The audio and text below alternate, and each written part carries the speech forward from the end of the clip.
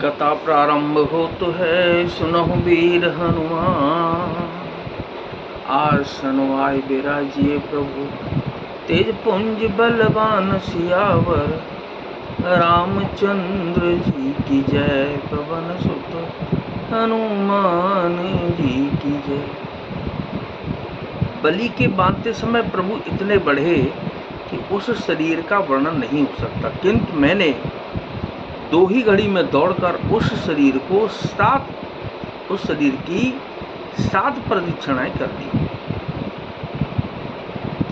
अंगद कहूँ चाहूँ मैं पारा, जिय संशय कछु फिरती बारा। जामवंत कह तुम सब लायक, पठइय में सबही करनायक। अंगद ने कहा कि मैं पार तो चला जाऊंगा, परंतु लौटते समय के लिए हृदय में कुछ संदेह है। जामा ने कहा कि तुम सब प्रकार से योग्य हो, परंतु तुम सबके नेता हो, तुम्हें कैसे भेजा जाए। कहीं रीछपति सुनो हनुमान, का चुप सादे रहु बलवान।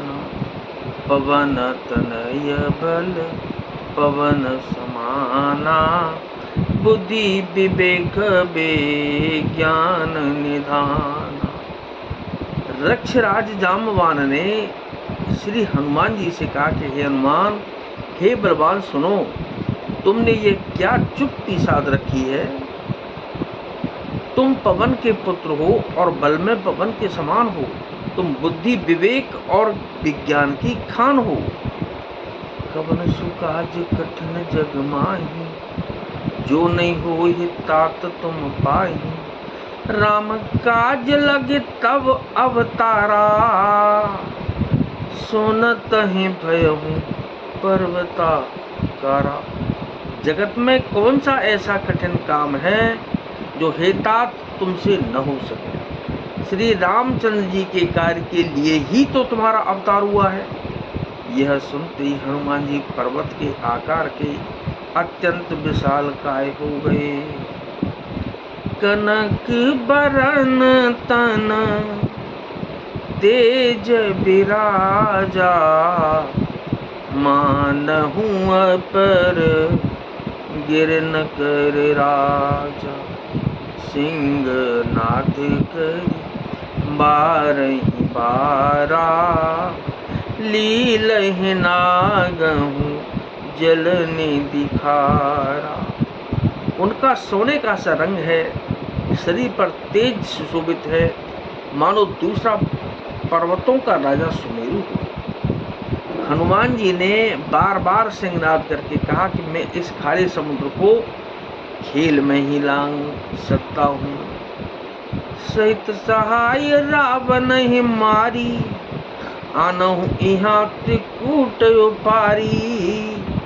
जामवंत मैं पूछूं तो ही, उचित सिखावनु दीजहु मोही।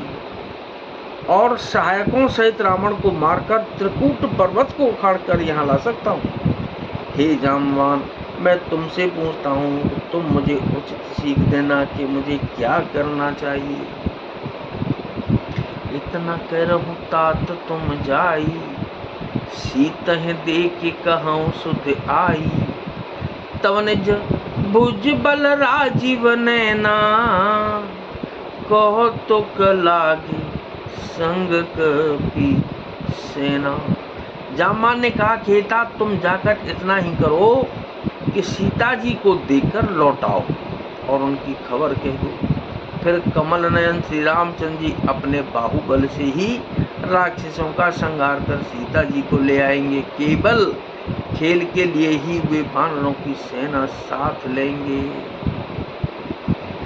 कपि सेन संग संहारि निशिचर, राम सीता ही आने हैं। त्रैलोक पावन सुजसु सुर मुनि, नारदादि बखाने। जो सुनत गावत कहत समुझ, अजि परम पद नर पावई, रघुबीर पद पाथोज मधुकर, दास तुलसी गावई। बाणों की सेना साथ लेकर राक्षसों का संहार करके श्री रामचंद्र जी सीता जी को ले आएंगे। तब देवता और नारद आदि मुनि भगवान के तीनों लोकों को पवित्र करने वाले सुंदर यश का बखान करेंगे, जिसे सुनने, गाने, कहने और समझने से मनुष्य परम पद पाते हैं, और जिसे श्री रघुनाथ जी के चरण कमल का मधुकर भ्रमर तुलसीदास गाता है। भव भेषज रघुनाथ जस सुनहि जे नर अरु नारी, तिनकर सकल मनोरथ सिद्धि कनैत सिरार। सियावर रामचंद्र जी की जय, पवन सुत हनुमान जी की जय। श्री रघुवीर का यश भव जन्म मरण रूपी रोग की अचूक दवा है। जो पुरुष और स्त्री इसे सुनेंगे, त्रिशरा के शत्रु श्री राम जी उनके सब मनोरथों को सिद्ध करेंगे। नीलोत्पल तन श्याम, काम कोटि शोभा अधिक, सुनियता सुगुण ग्राम, जासु नाम अग खग बधिक। सियावर रामचंद्र जी की जय, पवन सुत हनुमान जी की जय। जिनका नीले कमल के समान श्याम शरीर है, जिनकी शोभा करोड़ों कामदेवों से भी अधिक है, और जिनका नाम पाप रूपी पक्षियों को मारने के लिए बधिक व्याधा के समान है, उन श्री रामचंद्र जी के गुणों के समूह यानी कि लीला को अवश्य सुनना चाहिए। तो इस प्रकार मास पारायण का 23वां विश्राम और किष्किंधाकांड की समाप्ति। तो कथा विसर्जन होतु है, विदा हो हनुमान, राम लखन और जानकी मैया सदा करें कल्याण। सियावर रामचंद्र जी की जय, पवन सुत हनुमान जी की जय। तो कल सुंदरकांड की शुरुआत होगी, सब लोग ध्यान से स्मरण करिएगा। बोलो श्री रामचंद्र भगवान की जय।